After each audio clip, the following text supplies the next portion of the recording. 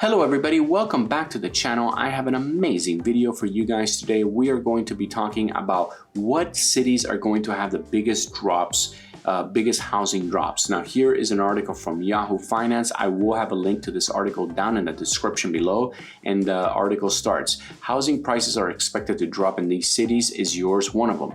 Now as many of you guys who've been watching my videos know, that when we jump right here into the recession risk chart, these the red areas are definitely the areas that we have seen the biggest rise in home prices, and now they're showing that they're going to have the biggest drop in price as well, right? So basically red means the highest chance of having a downturn, right? But we're already seeing the downturn. As a matter of fact, actually, I'm going to be honest, we're seeing a downturn across the entire United States. Now, the difference, what this chart tells us, is that these red dots have the highest chances of having the biggest drops. But at the same time, some of these areas, these red areas, did have the highest gains, right?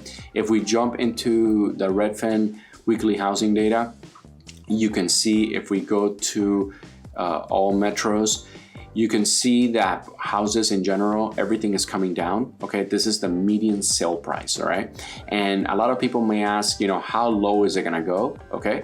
Well, in my opinion, it's gonna go as low as this, it's probably gonna get back to 2019 levels and possibly below 2019 levels. So I've heard that we are gonna be way below 2019 levels, right?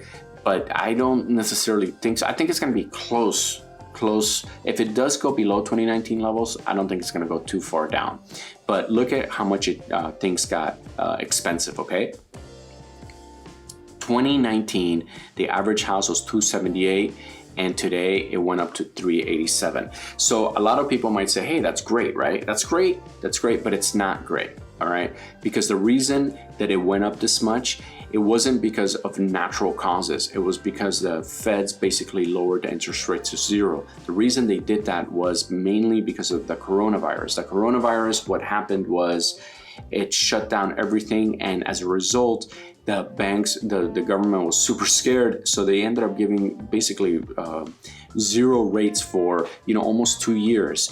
And the people with the means, the people that had the ability to go in and buy, they went and took advantage of the market. And there was a lot more buyers than sellers because, you know, during 2020, nobody really wanted to put their house on the market. Why? Because there was coronavirus. People were scared. People didn't know what the hell was going on, and it threw everything out of whack.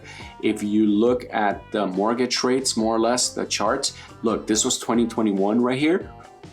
Record low, guys, record low mortgage rates. And then 2022 comes around and we start, you know, tasting inflation, because that's what, this is basically a result of inflation, right?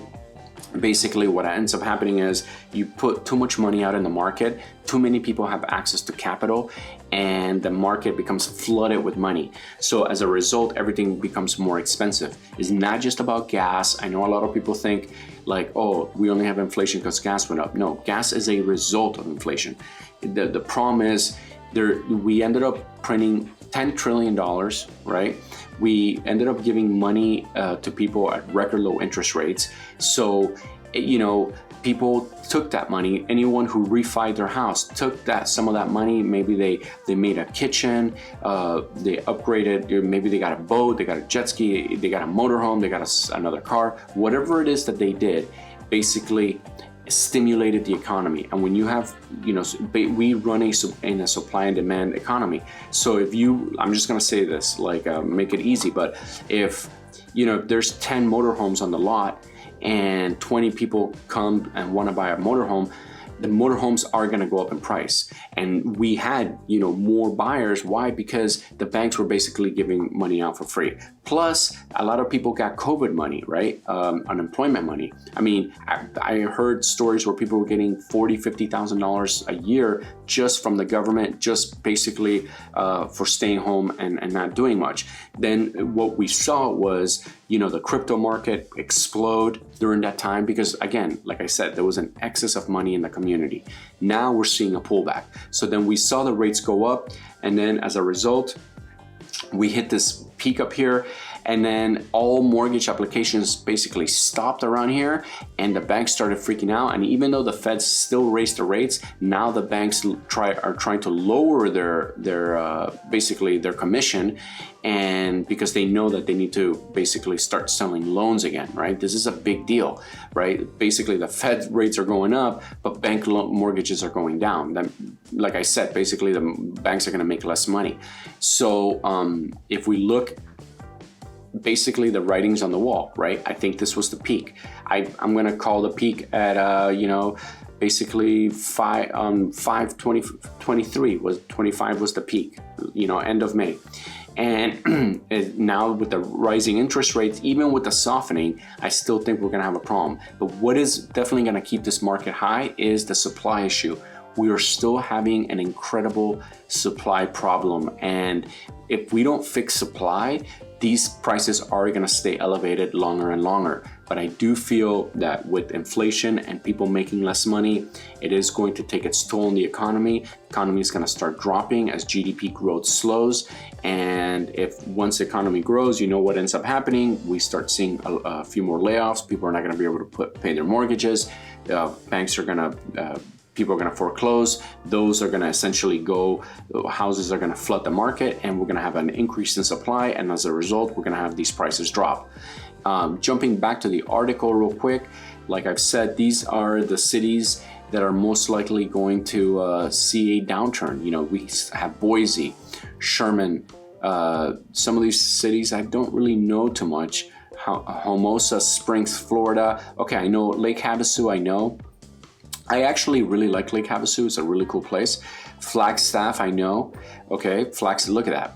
51% chance of going down. So there's definitely a few cities here that you might live here. We have the Phoenix area. This is a big deal, right? So when we jump into our downturn, our Redfin housing downturn risk score bit, by the way, I will have a link to these websites down in the description below. You could see, Boise is number one.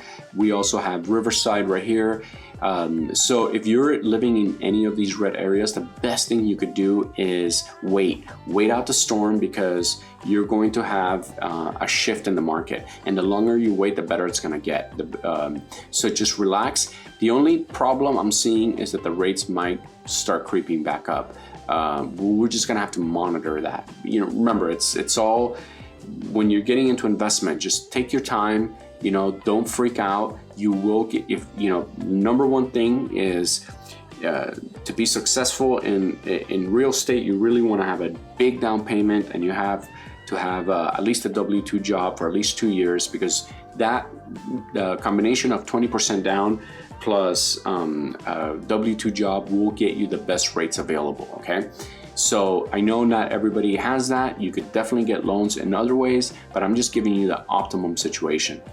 If you don't have at least 20% to put down, unfortunately, the banks will require you to take out this PMI insurance, which is kind of like extra money.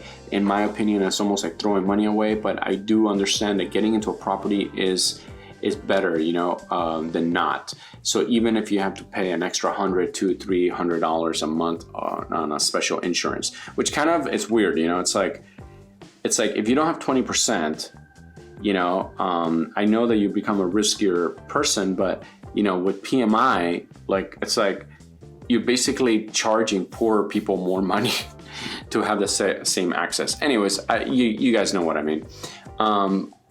Okay, so I want to just say a big thank you to everybody who's been watching my videos and supporting my channel.